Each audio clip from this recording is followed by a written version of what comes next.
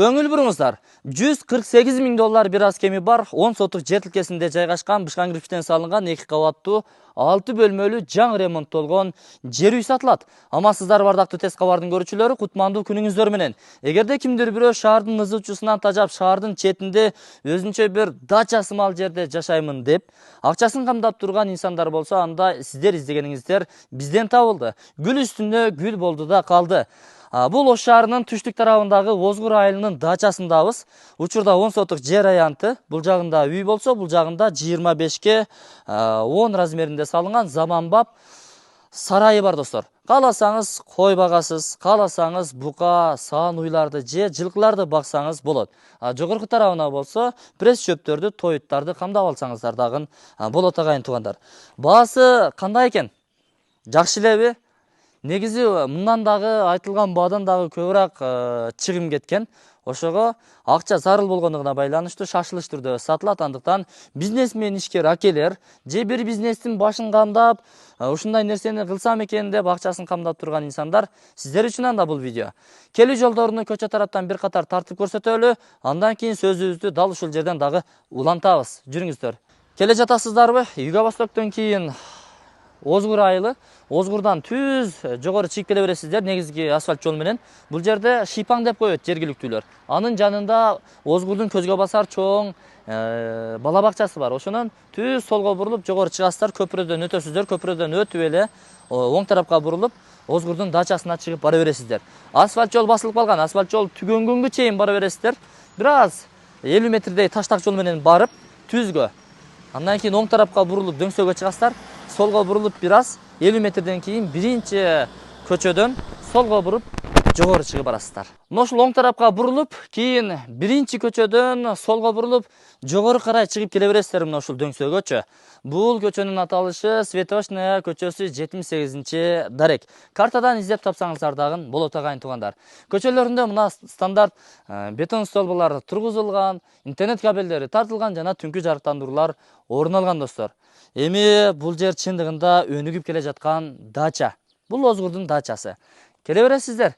Бул ошондо биринчи көчө болуп калат. Кана бул жактан кирип барабыз, бул жактан болсо чоң унаалар дагы кирет.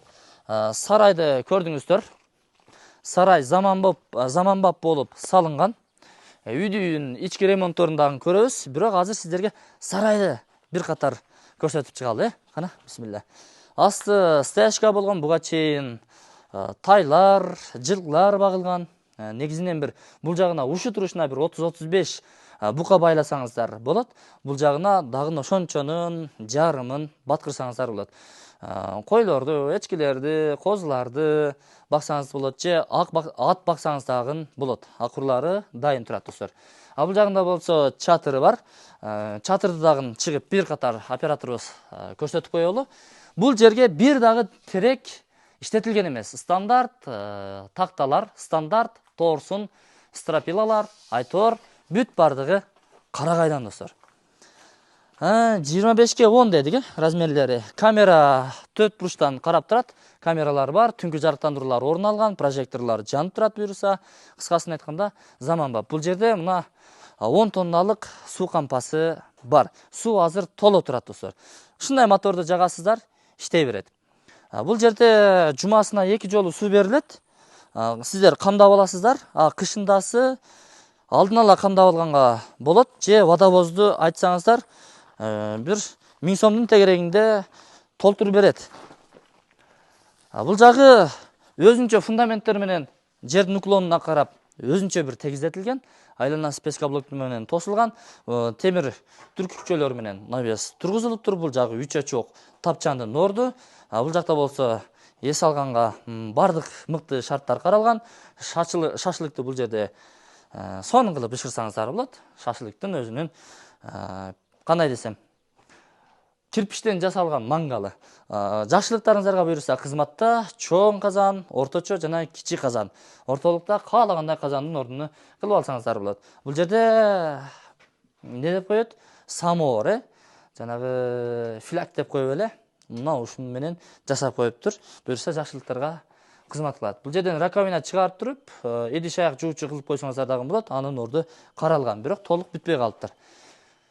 Ошол туугандар, электромонтаждары, сантехника монтаждары бүт бардыгы болгон. Бул сөрү кетет, анткени бул эстеликке, белекке келген экен. Белекти эми сатса болбойт да. Бул жагында болсо коноктор, өзүңүздөр каттасаңыздар болот. Эми сарай жактан айланып келбейчи, ушул жерден дагы каттасаңыздар болот. Айланасы бүт мына ушундай заманбап 5 камералуу пластик терезелери менен, эшиктери менен камтылган. Буюрса панорамный терезелер бул жакта. Кана бисмилла деп кирип бара беребиз. Ошол туугандар, кааласаңыз бул жактан кирип таанышсаңыздар болот. Мына бул ушул жактан негизги ход ушул жактан, бирок сиздерге мына ушул тараптан эле көрсөтөлү, башта айлантпай. Бул жагына келе турган болсоңуздар, көбүнчөсү кышта эле каттайсыздар бул жактан. Анткени пол автомат жылуулук меши, жылуулук печкасы отоплениянын, антифриз, суу эмес, даяр кышка. Буюрса аз эле көмүр менен кыштан чыксаңыздар болот. Андан ичкери кирсеңиздер бул жагы буюрса ашканасы.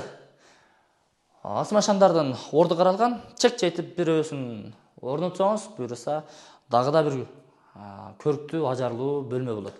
Ашкана эмеректери бүт бардыгы заманбап, эң мыкты сапаттагы эмеректер менен, материалдар менен кураштырган. Буюрса сиздер көрүп турган бытовый техникалар калат. Эгерде скидканы көбүрөөк сурасаңыздар, булардын бардыгы кетет. Себеби акыркы заманбап үлгүдөгү бытовый техникаларды алган да. Кымбатка алынган экен. Паркет достор асты, ламинаттары басылган, 2-чи кабатка чыгып барасыздар. Бирок сиздерге 1-чи кабатты тааныштыралы. Бул жагы эми душту белет экен, операторубуз өзү кирип тааныштырып өтсүн. Бул жагы ошол күзгү раковинасы, душ кабинасы, андан ичкери кирип бара турган болсоңуздар, унитазы орун алган. Шаардагыдай шарттардын бүт бардыгы төзүлгөн. Аристон бар. Эң негизгиси. Бул жагында болсо, улгайган ата-энелериңиздер боло турган болсо, ошолордун бөлмөсү кылып койсоңуздар болот. Универсал кыргыз комнатасы, чакан 3,5 га 3,5 эмеректери менен кошо. Эми сиздерге дагы бир бөлмө калып кетпесин. Ушул жактан көрсөтүп коелу. Тепкичтин асты кладовка. Бул болсо зал, конок бөлмөсү, узун турасы болжол менен 6 га 180. 2 терезе камтылган, жылуулук киргизилген, асты ламинат басылган, натяжный потолок болгон. Бул жагында болсо чек чейген, зыңкыйган сонун асма шамдын гана орду каралган.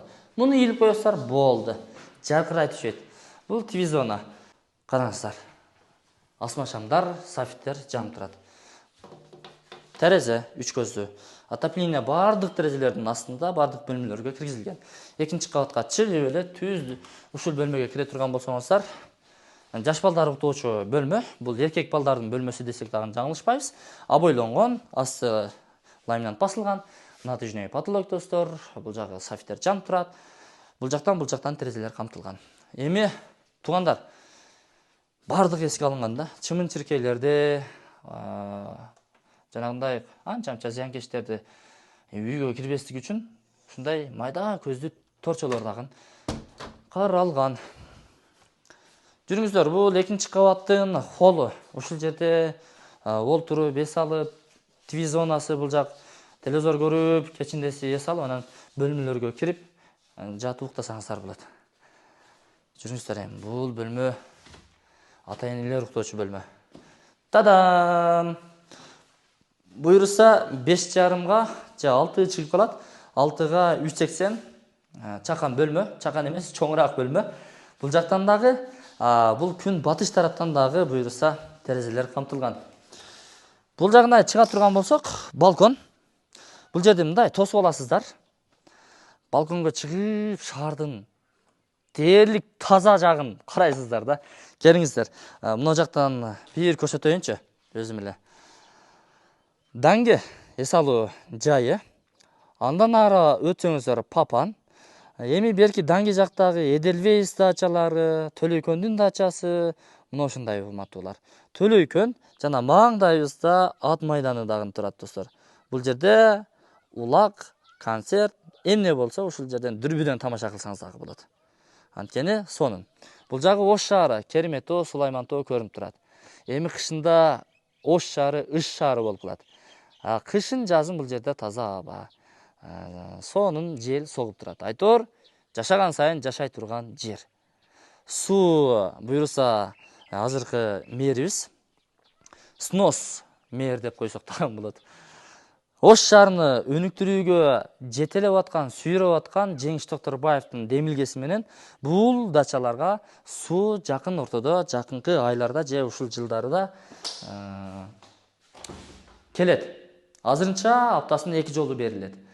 Анан эми асфальтта жолубузду асфальт кылып бер деп, тиги бу деп 1-2 жылдан бери болот болбойт деп отуруп, быйыл мына Жеңиш Токторбаев келип Ош шаарынын мэри бул жерге мына жолуна дагы асфальт төшөгөнгө жардам берди. Акча бөлдү, асфальт болду.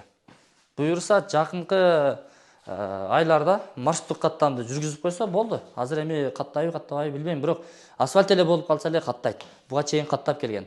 Бул жерде дагы жаңы конуш, эл көп, беш кошкон эл болуп кетти. Бирок көпчүлүгү ушу местныйлар. Эми аралашып эле калды. Бизнес кылам дегендер үчүн сонун мүмкүнчүлүк достор. Таза абалуу, жакшы жерде, сарай десең сарай бар. Сарайдан эми баягындай аттарды, жорго аттарды, жөн аттарды багып бизнес кылсаңыздар болот. Эч кимге мешайт этпейсиздер. Ээн тала, сонун жай, бардык шарттар түзүлгөн. Жанагындай ат миндирип, экскурсия кылып, конный тур дейбиз эле, ошондой бизнес кылсаңыздар дагы болот. $148,000 бир аз кеми бар, сүйлөшүү жолдору каралат, документтер так сразу сиздерге өткөрүлүп берилет достор.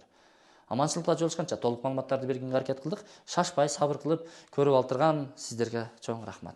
Жыйынтыктадым. Толук маалыматты ээсине чалып туруп алып алсаңыздар болот. Ассаламу алейкум.